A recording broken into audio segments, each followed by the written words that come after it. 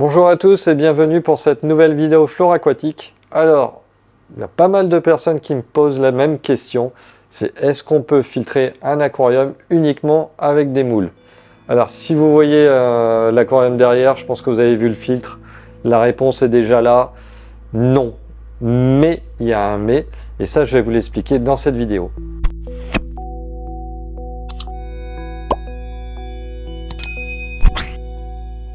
Alors, avant de vous dire si vraiment on peut filtrer ou pas, ou de quelle manière on va pouvoir filtrer, je vais d'abord vous présenter les deux espèces de moules que l'on vend le plus souvent, qui sont le plus souvent disponibles chez nous. On va commencer par la corbicule, Corbicula fulminea, une espèce de palourde aquatique, donc on l'appelle palourde asiatique ou corbicule. Je regarde mes notes comme d'hab. Elles sont originaires de Russie orientale, de Thaïlande, de Philippines, de Chine, de Taïwan, de Corée, de Japon. Mais il faut savoir qu'elle a été aussi introduite un petit peu partout, comme en Afrique, en Amérique du Nord et aussi en Europe. Sachez qu'on en a chez nous. Et chez nous, en fait, elle est considérée comme une espèce invasive, voire même ultra invasive. Vous allez voir, en fait, par son mode de reproduction, cette moule est capable de coloniser de grandes surfaces, d'avoir une grosse densité par mètre carré. Donc c'est pour ça qu'elle est considérée comme invasive. C'est une grosse mangeuse de phytoplancton et là où elle est vraiment en surpopulation, il n'y a plus du tout de phytoplancton, donc plus de zooplancton, donc une productivité naturelle qui est amoindrie.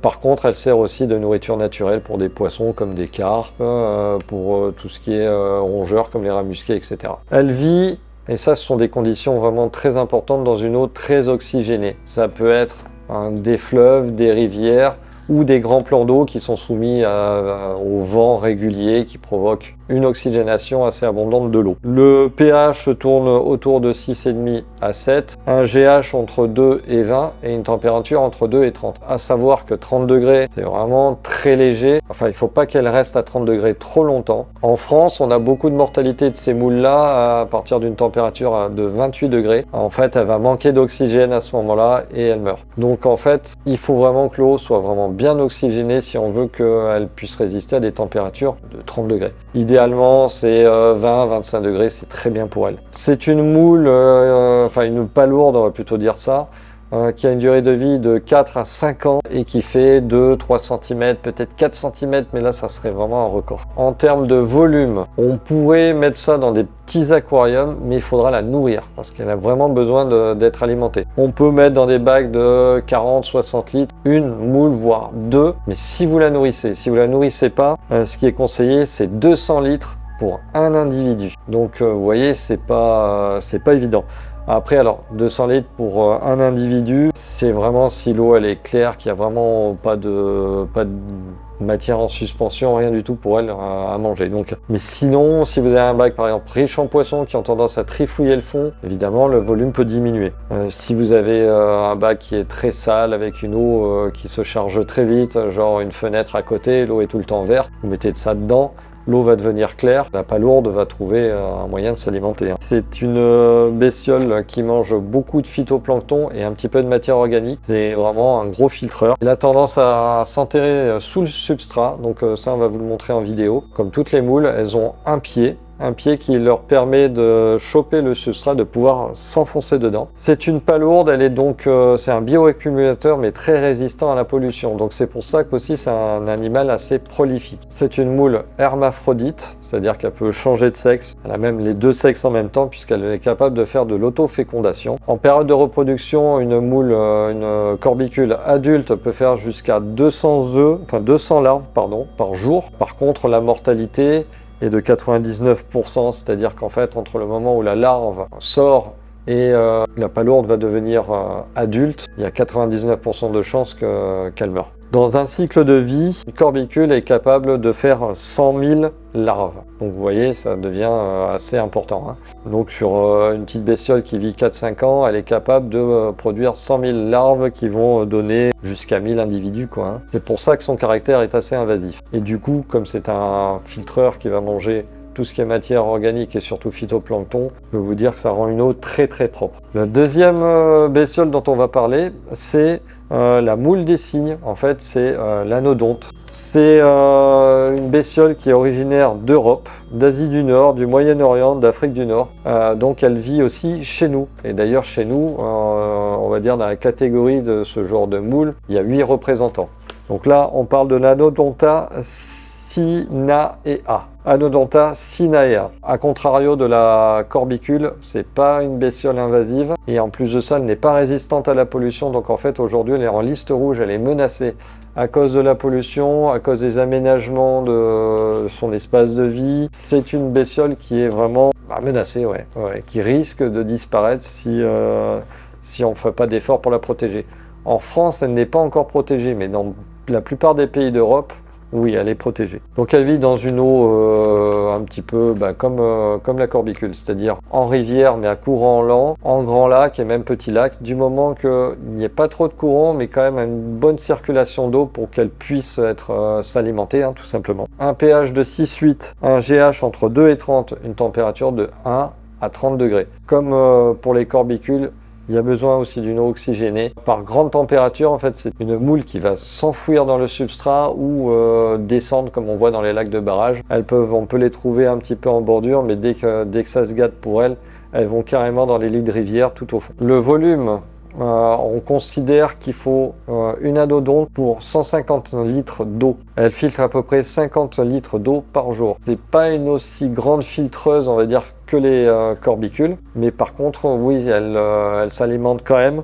Elle filtre plutôt efficacement. 150 litres pour une moule si on nourrit pas, et on peut réduire un petit peu si on nourrit, mais elle a quand même besoin d'un certain volume. Par contre, en termes de comportement, c'est une bestiole qui a aussi un pied, mais qui est bien plus gros, vous en doutez, puisqu'elle peut faire 20 cm, cette moule, donc un pied qui est assez grand. D'ailleurs, je vous ai pas dit, mais il y a eu des spécimens de plus de 100 ans qui ont été retrouvés. Donc c'est un animal qui peut vivre très longtemps. Elle se déplace sur le substrat énormément tant qu'elle n'a pas trouvé sa zone de confort. Et sur le passage, c'est un rétracteur, donc si vous avez des plantes, elle va tout virer sur son passage. Attention au bac planté, moi je vous déconseille de mettre ça dedans.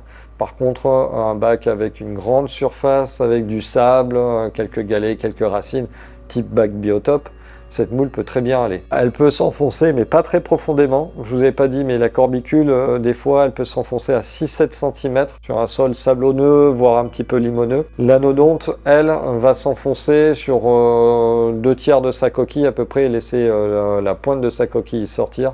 Donc il y a besoin d'un petit peu moins de substrat. Mais toujours un sable fin, sable de Loire aussi. Dans la nature, ça va être sable limoneux, voire des fois vaseux. Donc elle mange du phytoplancton, un petit peu de zooplancton et aussi de la matière en suspension. Elle est un petit peu moins compliquée en termes d'alimentation qu'une corbicule, donc elle est plus facile à maintenir. Sur des bacs par exemple abondamment peuplés en poissons, elle va arriver à trouver plus ou moins sa nourriture dans les fesses des poissons, dans les restants de nourriture que vous allez donner à vos poissons. En termes de reproduction, cette anodonte nous fait 400 000 œufs par an, donc c'est quand même assez important. Les larves qui vont sortir, en fait, elle va garder les œufs dans ses branchies jusqu'à ce que ces œufs éclosent et donnent des larves qu'on appelle des glochidium. Ces larves font 0,3 mm de diamètre. Elles vont être expulsées par l'anodonte et vont se déplacer dans l'eau jusqu'à trouver une hôte. Et cette hôte, ce sont des poissons. Elles vont se fixer entre les écailles des poissons sur les nageoires, un peu s'enquister jusqu'à ce qu'elles forment leur coquille. La ponte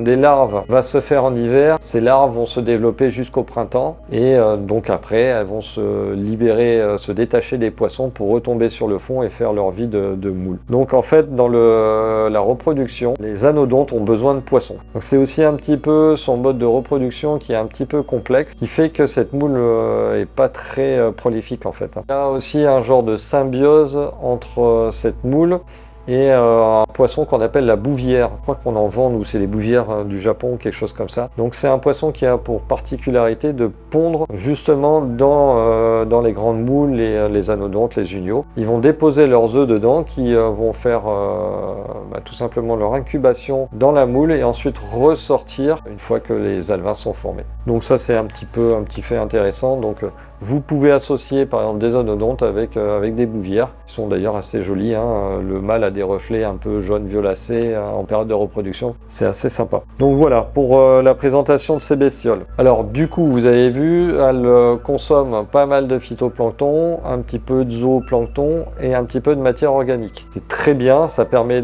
d'éclaircir l'eau. Par contre, ça va pas filtrer tout ce qui est nitrite, enfin ammoniac, nitrite, nitrate. On pourrait effectivement peupler des bacs low-tech, à condition de créer quand même une certaine circulation. On va générer par exemple par un bullage.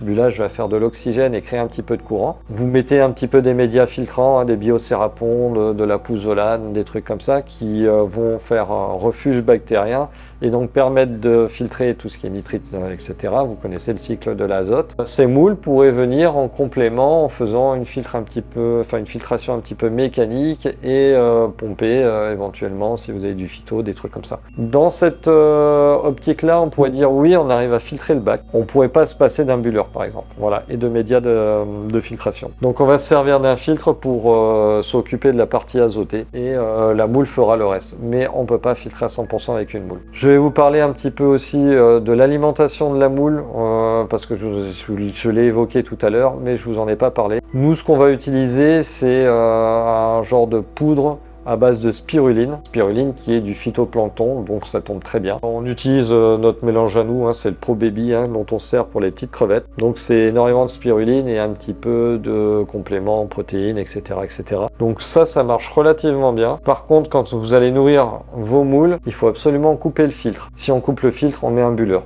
Ça permet de créer toujours une circulation, oxygène. Vous allez voir, hein, vous en mettez un petit peu, il ne faut pas que l'eau devienne très verte, légèrement verte. Vous allez voir en 2-3 heures, il n'y a plus rien, ils auront tout mangé. Donc ça, c'est pour les nourrir. Condition, pour moi, à mon avis, hein, sine qua non pour tout ce qui est corbicule. Si vous les nourrissez pas, vous n'allez pas les garder très longtemps. Généralement, on a plutôt tendance à vouloir mettre une poignée de corbicules dans un petit bac, ce qui est une grosse erreur. Si vous les nourrissez, vous allez les garder, sinon, à mon avis, elles ne vont pas faire de vieux os. Les anodontes qui sont plus grosses, paradoxalement parlant, elles arriveraient à se passer plus ou moins de cette nourriture. Moi, je vous le conseille quand même, hein. Donc ça, c'est une poudre de chez nous, Pro Baby. Vous pouvez trouver de la spiruline un petit peu partout. Vous faites votre petit mélange, vous le mettez dans le bac, vous mettez un bulleur, vous stoppez la filtration. Si vous laissez le filtre en route en même temps que vous les nourrissez, le filtre va tout pomper, les moules n'auront rien pour vous. Le filtre va finir par être saturé et vous serez obligé de nettoyer régulièrement le filtre, ce qui n'est pas la meilleure solution. J'espère que cette petite présentation sur les moules vous auront donné envie d'en avoir, parce que je trouve que ce sont des bestioles un petit peu sympas. Il y a quelques conditions à respecter, mais c'est pas non plus la fin du monde. Pour moi, c'est largement jouable. Nous, on arrive à les maintenir sans problème. J'en ai eu chez moi pendant des années. Dans les bassins, l'anodonte, par exemple, dans les bassins, c'est très bien.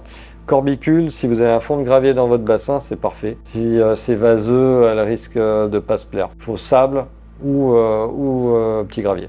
Voilà. Et bien écoutez, il est temps de se laisser là-dessus. Et puis, comme d'habitude, je vous donne rendez-vous tous les mercredis et dimanches soirs à partir de 18 h pour de nouvelles vidéos.